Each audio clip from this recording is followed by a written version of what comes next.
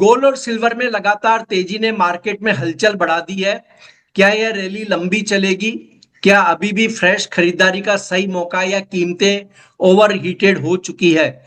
इस पर बात करेंगे कमोडिटी समाचार सिक्योरिटीज के को फाउंडर और रिसर्च एड अंकित कपूर से, जो बताएंगे गोल्ड सिल्वर की अगली रेंज और ट्रेंड, इस रैली के पीछे ग्लोबल फैक्टर्स और आने वाले दिनों में कौन से लेवल होंगे गेम चेंजर।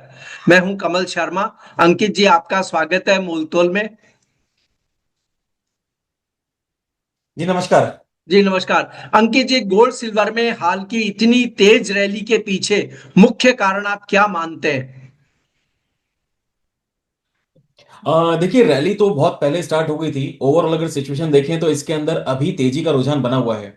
बहुत मार्केट के अंदर शॉर्ट पोजीशंस हैं, ये शॉर्ट पोजीशंस कटी हैं और सबसे बड़ा जो मेन रीजन निकल के आ रहा है वो है चाइना की तरफ से पोजीशंस को होल्ड करना। चाइना में इस समय जो सिल्वर का रिजर्व है वो 40% तक डिक्लाइन हो चुका है, जिसकी वजह से हमको सिल्वर के अंदर अनएक्सपेक्टेड मूव देखने को मिला। एक हमने चीज और देखी है, फ्राइडे के दिन सीएमई के अंदर कुछ प्रॉब्लम्स आई थी, कूलिंग की वजह से कुछ प्रॉब्लम्स आई थी, जिसकी वजह से दिन भर मार्केट बंद हुआ था।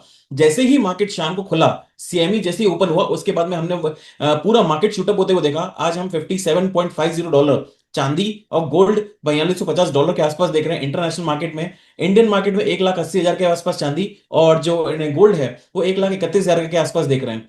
जो सिनेरियो है वो तेजी का बना हुआ है। बहुत सारे कारण हैं जिसकी वजह से गोल्ड सिल्वर में अंदर तेजी चल रही है। एक सबसे बड़ा रीजन और है, जो टैरिफ की जो बातें चल रही थी कि इंडिया के साथ में डील होने वाली है, चाइना के साथ में डील होने वाली है, वो बहुत कुछ हद तक लटक गई है। अभी उसका सिनेरियोस सारे के सारे खत्म होते नजर आ रहे हैं। कब होगी कब नहीं होगी इसके बारे में कोई चर्चा नहीं है।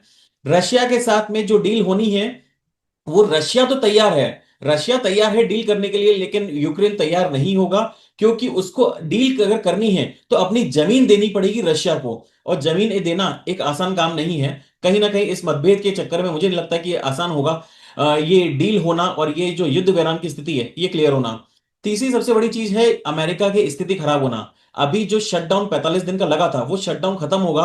खत्म होने के बाद में 15-16 दिसंबर के आसपास डेटा निकल के आएंगे कि पुराने डेटा किस तरह के थे। एक्चुअल डेटा निकल के आएगा कि वहां की स्थिति किस तरह की है। और सभी को एक चीज पता है कि ये नेगेटिव स्थिति काफी होने वाली है, डेटा काफी खराब आने वाले हैं, जिसको ये पहले से ही मार्केट डिस्काउंट करके चल रहा है। और फेड की बैठक में इंटरेस्ट रेट कट करने की वापस से बात कही जा रही है।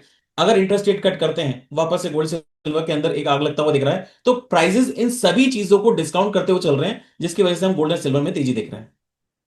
अंकित जी, क्या ये जो तेजी है वो टिकाऊ है या सिर्फ शॉर्ट कवरिंग या कहीं से बड़ी सट्टेबाजी? सर जी, ये सट्टेबाजी नहीं है, ये टिकाऊ है। फंडामेंटल तेजी है ये। आपको याद हो मैंने हर बार एक ही चीज बोली है, 1980 में तेजी आई थी, 2011 में आई थी, उसके बाद अब 2025 में इसने $50 को, 45 साल के बाद में $50 को क्रॉस करा है। और सिल्वर का जो डेफिसिट है, वो हम अगर बात करें तो लगातार 4 साल से हम डेफिसिट देख रहे हैं। सिल्वर की जो एक्चुअल प्रोडक्शन है वो 25,000 टन के आसपास है, और जो डिमांड है वो समवेयर अराउंड 35,000 से 38,000 टन के आसपास है। तो ये जो डेफिसिट है ये निकल के आ रहा है। चाइना में हम देख रहे हैं 650 टन यूरोपियन कंट्रीज ने पिछले महीने में इंपोर्ट करा था, यूरोपियन कंट्रीज ने। लेकिन अब कहीं ना कहीं देखा जाए तो चाइना भी होल्ड लगाते हुए दिख रहा है। तो ये जो तेजी है ये बबल नहीं है, ये एक्चुअल तेजी है। अभी आने वाले टाइम में और तेजी देखने को मिल सकती है। $50 45 साल बाद क्रॉस करा है, तो आने वाले टाइम में $70 से $75 तक तो मिनिमम टारगेट्स इसके देखने को मिल सकते हैं। अंकित जी, हम देखें तो पिछले कुछ दिनों में गोल्ड और सिल्वर काफी नीचे आ रहे थे और लोगों को लग रहा था कि प्राइस टूटेंगे, लेकिन अचानक गोल्ड और सिल्वर ने जंप लगाया। ऐसे में एक बड़ा सवाल यह आता है कि मौजूदा लेवल पर ट्रेडर फ्रेश खरीदारी करें या मुनाफा बुक करें? सर, शेर अगर 2 कदम पीछे खींच ले इसका मतलब ये नहीं कि वो डर गया, इसका मतलब ये होता है कि वो डबल स्पीड से अटैक करेगा। तो यहां पे वही चीज हुई थी, दिवाली के बाद करेक्शन हमको देखने को मिले थे, ये पार्ट एंड पार्सल है मार्केट का। तो एक करेक्शन 1,70,000 तक चांदी गई थी, उसके बाद में करेक्शन 1,40,000 तक आया, तो वो एक ही करेक्शन जोन में बना हुआ है। अब मुझे नहीं लगता कि 1,40,000 1,30,000 वाले लेवल बहुत जल्दी आपको देखने को मिलेंगे। गोल्ड में इसी तरह से आपको वापस से 1,20,000 या 15,000 का लेवल बहुत जल्दी देखने को नहीं मिलेगा। इस लेवल पे अगर किसी को खरीदारी करनी है तो कोई भी $1 या $2 की गिरावट आती है, खरीदारी करके चलिए। आने वाले टाइम में 61 से $64 और उसके बाद $75। अगर मैं इंडियन मार्केट की बात करूं तो करीब करीब 2 लाख, और 2 लाख के बाद में 2,40,000 तक के भी टारगेट्स देखने को मिलेंगे। और अगर गोल्ड की बात करें तो गोल्ड में मुझे लगता है कि समवेयर अराउंड थोड़ा सा स्लगिशनेस रहेगी। इतनी तेजी जितनी सिल्वर में मिलेगी उतनी गोल्ड में नहीं मिलेगी, लेकिन ऐसा नहीं कि गोल्ड भी अछूता रहेगा। 1,32,000 तक के टारगेट देखने को मिलेंगे। और अगर 1,32,000 का लेवल क्रॉस कर गया तो बहुत जल्दी 1,36,000 और 1,40,000, इंटरनेशनल मार्केट की बात करें तो 4,600 और 4,700 तक के टारगेट देखने को मिल सकता है। अंकित जी, ऐसे में देखिए कि बहुत लोग लंबी पोजीशन लेके चलते हैं, यानी वो पोजिशनल कॉल में भरोसा करते हैं। लेकिन कुछ होते हैं केवल इंट्राडे ट्रेडर, आज कमाया आज ही पोजीशन को स्कोर ऑफ किया। ऐसे ट्रेडर्स के लिए आप एंट्री एग्जिट लेवल क्या बेहतर होंगे, किन रेंज को उन्हें ध्यान रखना चाहिए गोल्ड सिल्वर के लिए?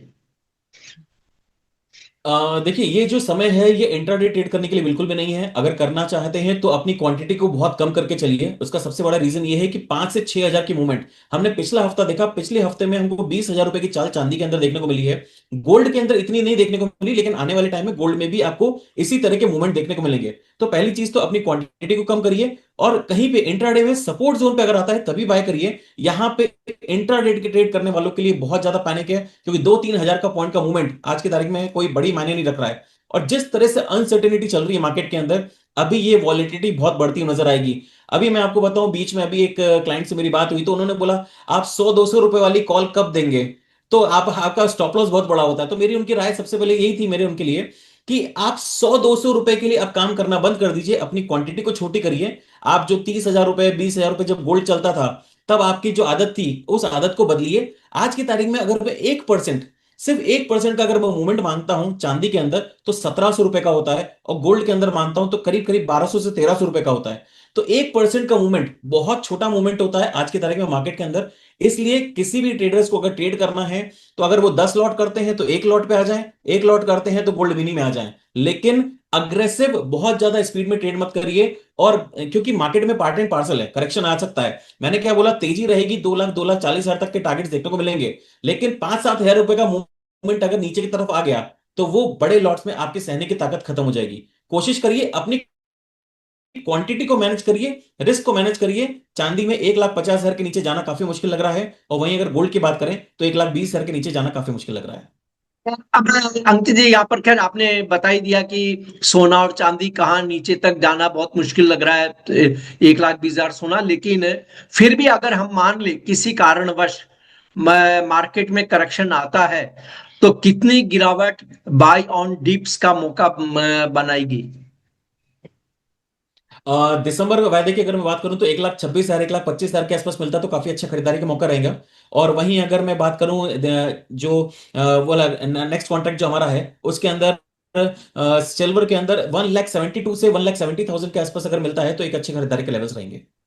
जी, आपका कोई डिस्क्लेमर अंकित जी? जी, मार्केट में मेरी कोई पोजीशन नहीं है। जो भी मैंने बात करी है सारी की सारी अनबायस्ड है। प्लीज बिना स्टॉप लॉस के कभी मार्केट में ट्रेड मत करिए, और अपने एडवाइजर की सलाह जरूर लीजिए। जी, आपका धन्यवाद, शुक्रिया अंकित जी।